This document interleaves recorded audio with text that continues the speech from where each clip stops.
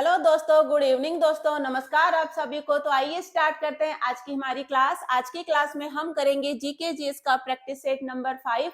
ये आपके SSC GD के एग्जाम के लिए इम्पोर्टेंट है। जो हमारा एग्जाम होगा 20 फरवरी से जो स्टार्ट होने वाला है, उसके लिए ये प्रैक्टिस क्लासेस चल रही है। तो आइए स्टार्ट करते हैं एक मोटिवेशनल थॉट के साथ में। संघर्ष और धैर्य के साथ ही आप बड़ी मंजिल हासिल कर सकते हैं। तो संघर्ष और धैर्य दोनों होना चाहिए। बड़ी मंजिल अगर हासिल करनी है तो इसी संघर्ष के साथ में और धैर्य के साथ में हम अपनी प्रैक्टिस क्लास को स्टार्ट करते हैं। हमें बड़ी मेहनत करनी है एसएससी जीडी एग्जाम के लिए, ताकि इसी बार हमारा सिलेक्शन हो जाए। तो हमारा पहला क्वेश्चन है आज का, इसका आंसर बताइए आप। हमारे शरीर की सबसे छोटी इकाई सबसे छोटी हड्डी कौन सी है? कौन सी है हमारे शरीर की सबसे छोटी हड्डी? इसका आंसर बताइए। ए है स्टेपीज, बी कान की हड्डी, सी जांग की हड्डी और डी कोई नहीं। तो इनमें से सबसे छोटी हड्डी कौन सी है शरीर की? आंसर बताइए। ये एग्जाम में पूछा गया क्वेश्चन है, ये क्वेश्चन रिपीट होते हैं। तो इसका आंसर बताइए, सबसे छोटी कौन सी है और सबसे बड़ी कौन सी है? दोनों के आंसर आप कमेंट कीजिए। दोस्तों आप भी आंसर बताते जाइए, जिससे कि आपको अपना स्कोर पता हो कि आपकी लेवल है वह कहाँ तक है, आपको और कितना इम्प्रूव करना है। आप अपना आंसर देते जाइए और अपना लेवल चेक करते जाइए। तो इसका आंसर क्या है? ये जो है स्टेपीज है, जो शरीर की सबसे छोटी हड्डी होती है। ये कहाँ होती है? ये मध्य कान में होती है। कहाँ होती है? मध्य कान में होती है। कौन सी है? स्टेपीज है। और सबसे बड़ी कौन सी है? ये फ्यूमर है, जो जांघों में होती है। इसका आकार देखो, जो सबसे छोटी हड्डी है इसका आकार कितना होता है? 3 मिमी या 2.5 मिमी की ये होती है। एग्जाम में यही पूछा गया कि सबसे छोटी हड्डी कौन सी है और सबसे बड़ी हड्डी कौन सी है। तो सबसे बड़ी है ये फीमर है, जो कि जांघ में होती है, और सबसे छोटी है ये स्टेपीज है, जो कि कान में होती है। नेक्स्ट हमारा क्वेश्चन है, युद्ध है। बताइए, जो भी लड़ाइयां हैं एग्जाम में पूछे जाते हैं, हमने एक एक करके सारी लड़ाइयों को कवर कर लेना है। किन के मध्य हुआ था, किसकी विजय होती है और किन के बीच में ये हुआ था और किस वर्ष में ये युद्ध हुए थे, सारे एग्जाम में पूछे जाते हैं। तो इसमें इसका आंसर बताइए। सेकंड क्वेश्चन है, पानीपत की लड़ाई में बाबर ने किसको हराया था? तो किसके मध्य हुआ था? पानीपत का जो पहली लड़ाई है ये किन के मध्य हुई थी? बाबर और किसके मध्य हुई थी? आंसर बताइए। ऑप्शन दे रखा है, सिकंदर लोदी, इब्राहिम लोदी, राणा सांगा और शेरशाह सूरी। तो पानीपत की जो पहली लड़ाई है कब होती है? 1526 में होती है। किन किन के बीच में होती है और कौन इसमें विजयी होता है? ये बाबर और इब्राहिम लोदी के बीच में होती है। कब होती है? 21 अप्रैल 1526 में पानीपत की पहली लड़ाई लड़ी गई थी, जिसमें बाबर की विजय होती है और मुगल वंश की इसने स्थापना इसी लड़ाई के बाद में की थी। पानीपत की जो दूसरी लड़ाई है वो किन के बीच में होती है? कब हुई थी? ये 5 नवंबर 1556 में हुई थी। और हेमचंद्र विक्रमादित्य, जिसको हेमू भी कहा जाता है, और अकबर और हेमू के मध्य कौन सी हुई है? पानीपत की दूसरी लड़ाई कब होती है? 5 नवंबर 1556 में ये लड़ी गई थी। और ये तीनों इंपॉर्टेंट है। और पानीपत का तीसरा युद्ध है, ये किन किन के बीच में हुआ था? ये अहमद शाह अब्दाली व मराठों के बीच में हुआ। तो इसमें मराठों की हार होती है। ये युद्ध हुआ था 14 जनवरी 1761 में। कब होती है पानीपत की तृतीय युद्ध? ये होता है 14 जनवरी 1761। ये डेट आपको याद रखनी है। 1761, 1565, 1556 और 1526, तीनों याद रखना है, कंफ्यूज नहीं होना है। तीनों की सन किन के बीच में होता है, किसकी विजय होती है, सारा याद रखना है। लिख लीजिए इनको या स्क्रीनशॉट ले लीजिए, इंपॉर्टेंट है। आपको सारे नोट्स बनाते हुए चलना है। यही क्वेश्चन एग्जाम में बार बार रिपीट होते हैं। इन्हीं में से आपको क्वेश्चन आपके एग्जाम में देखने को मिल जाएंगे। नेक्स्ट क्वेश्चन है थर्ड क्वेश्चन, मुगल सेना की प्रमुख शाखा थी। तो इनमें से कौन सी मुगल सेना की प्रमुख शाखा थी? तो मुगल सेना की प्रमुख शाखा कौन सी थी?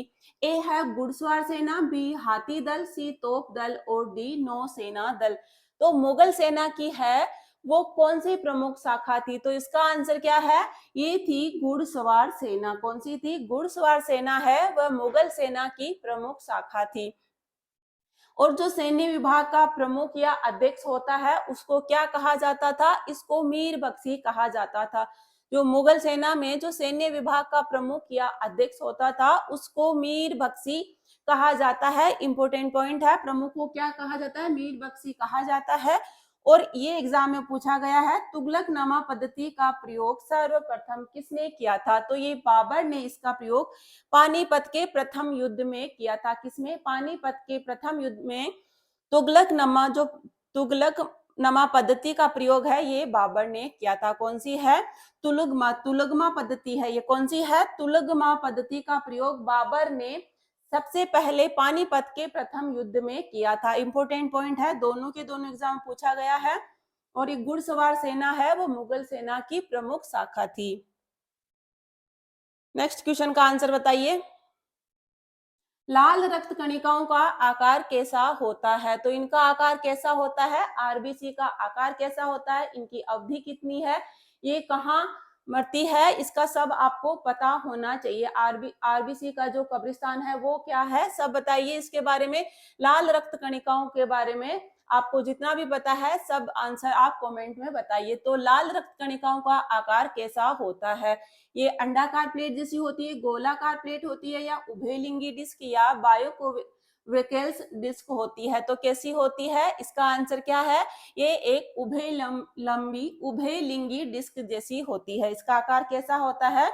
उभयलिंगी डिस्क जैसा इसका आकार होता है।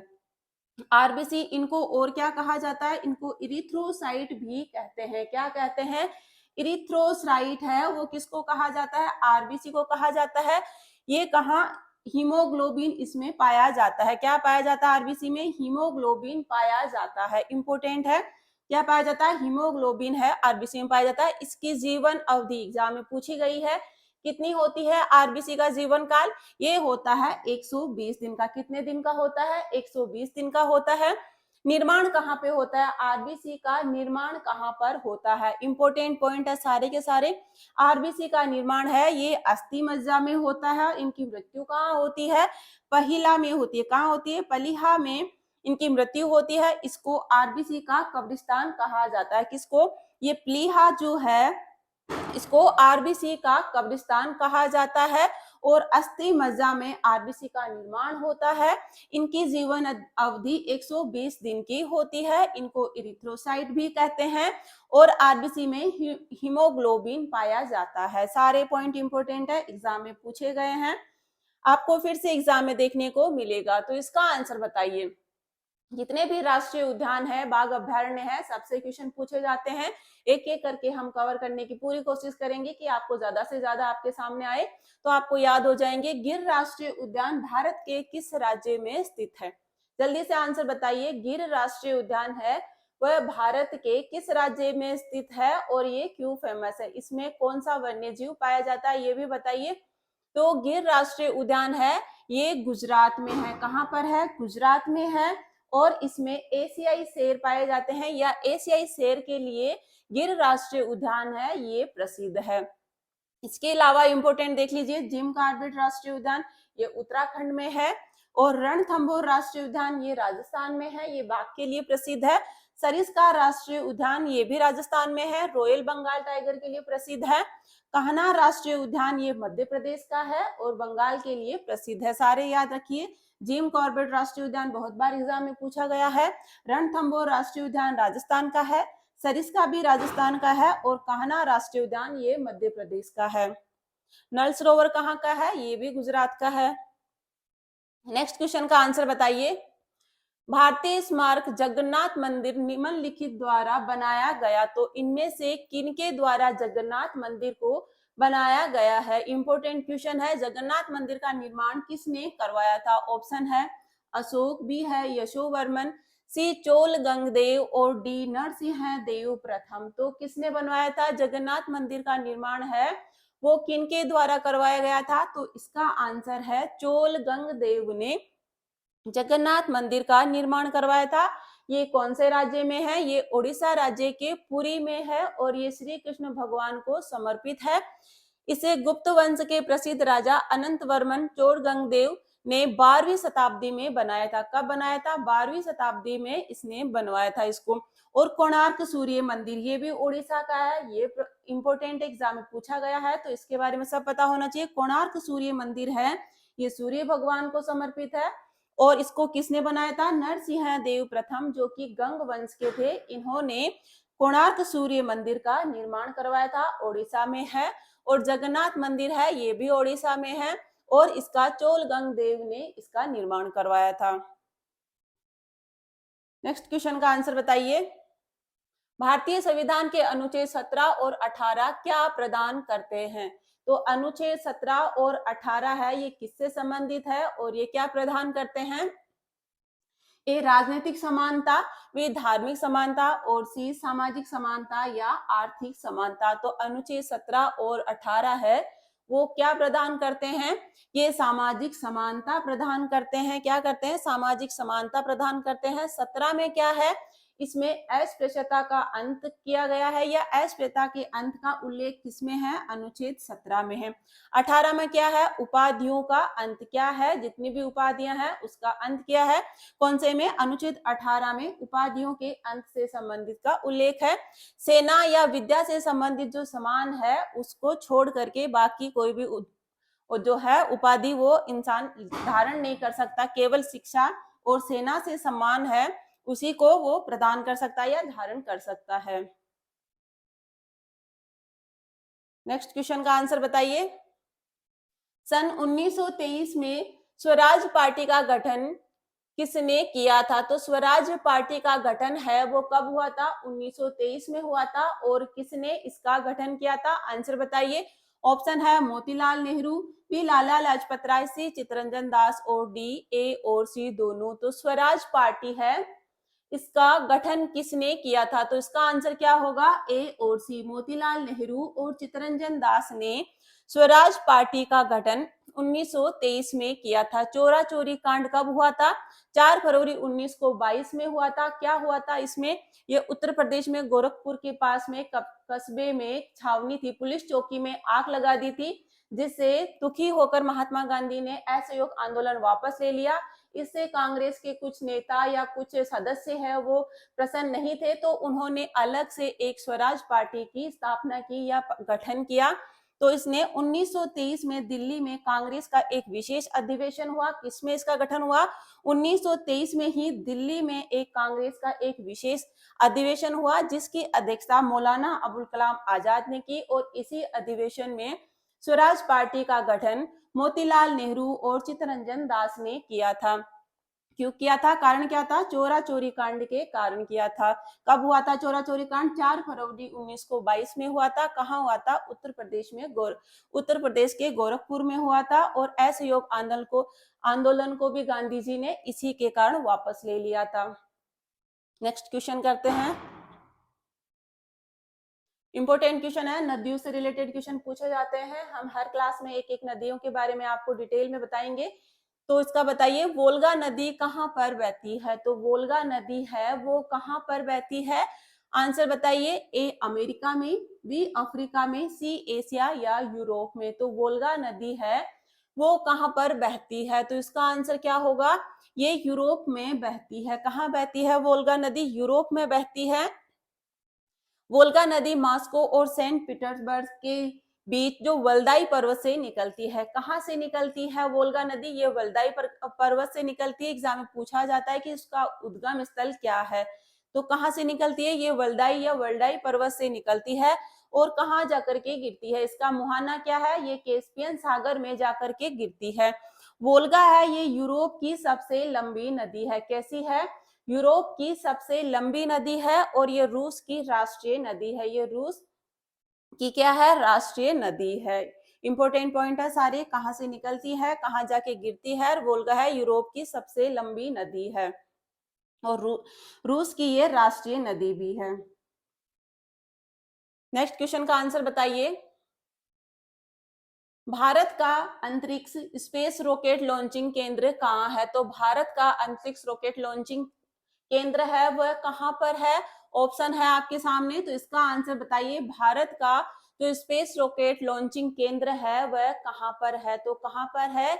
ये आंध्र प्रदेश के श्रीहरिकोटा में है। कहाँ पर है? श्रीहरिकोटा में है। इसरो का पहला और एकमात्र कौन सा है? सतीश धवन अंतरिक्ष केंद्र। कौन सा है? सतीश धवन अंतरिक्ष केंद्र है, वो आंध्र प्रदेश के श्रीहरिकोटा में स्थित है। पूछे गए क्वेश्चन है, इंपॉर्टेंट है, याद रखना है। कहाँ पर है ये? श्रीहरिकोटा में है। नेक्स्ट क्वेश्चन बताइए इसका आंसर। इंपॉर्टेंट है, इसको बहुत घुमा घुमा के पूछा गया एग्जाम में, तो इसका आंसर बताइए। ईस्ट इंडिया कंपनी को सूरत में कंपनी का पहला कारखाना लगाने की इजाजत किस मुगल बादशाह ने दी थी? तो सूरत में जो पहली कंपनी या पहला कारखाना है वो लगाया था, तो उसकी इजाजत किस मुगल बादशाह ने दी थी? किसने दी थी इसका बताइए। किसने दी थी? इसका आंसर क्या होगा? औरंगजेब या बहादुर शाह दी थी? शाहजहां और जहांगीर। किन्होंने दी थी सूरत में कारखाना लगाने की इजाजत? ये दी थी जहांगीर ने। जहांगीर ने किनको दी थी? ये दी थी कैप्टन विलियम्स हॉकिंग। कब आया था? जहांगीर ने इसको 1613 में इजाजत दी थी। ये कब आया था? 1608 में हॉकिंस है वो भारत आने वाला पहला अंग्रेज था। कब आया था? 1608 में। पूछा जाता है कि जो कैप्टन विलियम हॉकिंस है ये भारत में कब आया था? 1608 में आया था। क्यों और किसने भेजा था? इनको इंग्लैंड के राजा जेम्स प्रथम के पत्र के साथ व्यापार की अनुमति मांगने के लिए ये जहांगीर के दरबार में ये आए थे। कहाँ आए थे? जहांगीर के दरबार में आए थे। किसने भेजा था? जेम्स प्रथम ने। किन्होंने? जो इंग्लैंड के राजा थे उस टाइम पे। पूछा जाता है कि उस टाइम पे राजा कौन थे इंग्लैंड के? ये राजा जेम्स प्रथम के पत्थर के साथ में आए थे। और किनके दरबार में आए थे? ये जहांगीर के दरबार में आए थे। 1608 में आए थे। और इनको इजाजत कब मिली? जहांगीर ने 1613 में कैप्टन विलियम हॉकिंस को एक फरमान जारी कर अंग्रेजों को सूरत में एक फैक्ट्री स्थापित करने की अनुमति दे दी। कब? 1613 में। किसने दी? जहांगीर ने दी। कौन था? कैप्टन विलियम हॉकिंस था, जो कि 1608 में जहांगीर के दरबार में आया था। तो पूछा जाता है कि जहांगीर के दरबार में कौन सा अंग्रेज आया था? तो ऑप्शन में आपके हॉकिंस रहेगा, तो इस पे क्लिक करना है। किसका? हॉकिंस आया था जहांगीर के दरबार में। कब आया था? 1608 में आया था। तो दोस्तों ये आज की हमारी क्लास थी। आपको क्लास कैसी लगी कमेंट करके बताइए। क्लास को लाइक भी कीजिए अगर आपको पसंद आ रही है, अपना आंसर भी कमेंट कीजिए और अपना स्कोर चेक कीजिए और अच्छे से तैयारी कीजिए। 20 फरवरी का जो एग्जाम होने वाला है उसके लिए आप अच्छे से खूब मेहनत कीजिए, जिससे आपका इसी बार सिलेक्शन हो जाए। तो थैंक यू दोस्तों।